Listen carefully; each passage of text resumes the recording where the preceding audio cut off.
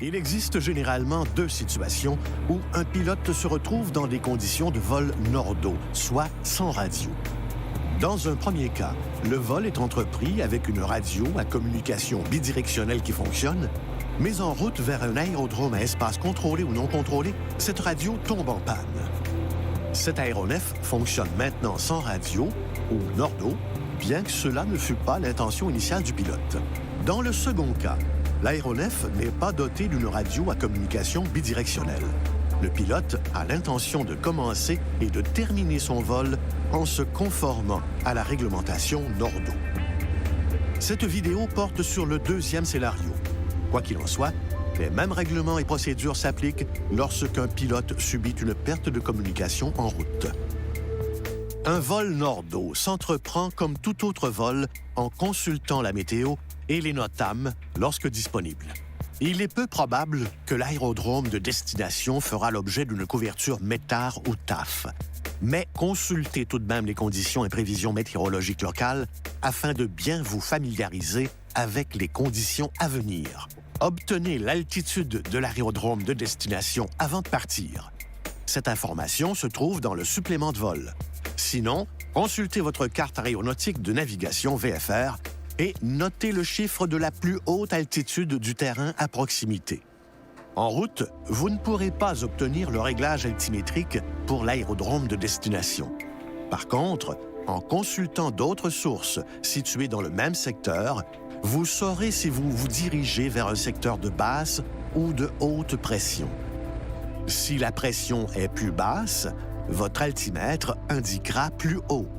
Si la pression est plus élevée, votre altimètre indiquera plus bas. Retenez qu'il est possible que vous partagiez le circuit avec d'autres aéronefs dont le réglage altimétrique soit différent du vôtre.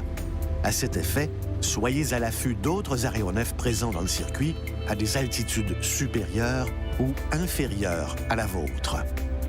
Lorsqu'un aérodrome possède une identification, ces informations à son sujet apparaîtront vraisemblablement dans le CFS, le Canada Flight Supplement. Afin de réduire le risque de mauvaise surprise, vous devriez vous informer d'avance sur les particularités de l'endroit, le sens des circuits, l'altitude, les obstacles et les activités spéciales comme le parachutisme et le remorquage de planeurs. Vous allez donc vous retrouver dans un environnement non contrôlé, sans couverture radio.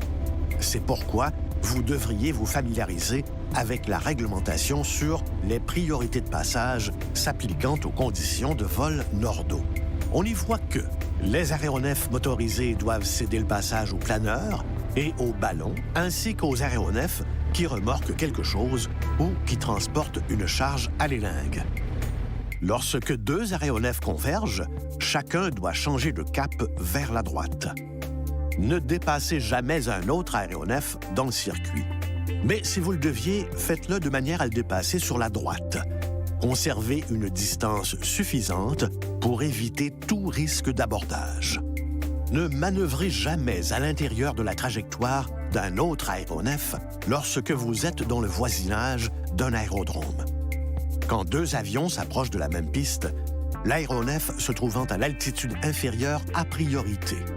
Ce ne sont là que quelques-uns des règlements se rapportant au vol nordo. Vous trouverez de plus amples informations dans les directives du RAC 1.10 de l'AIM.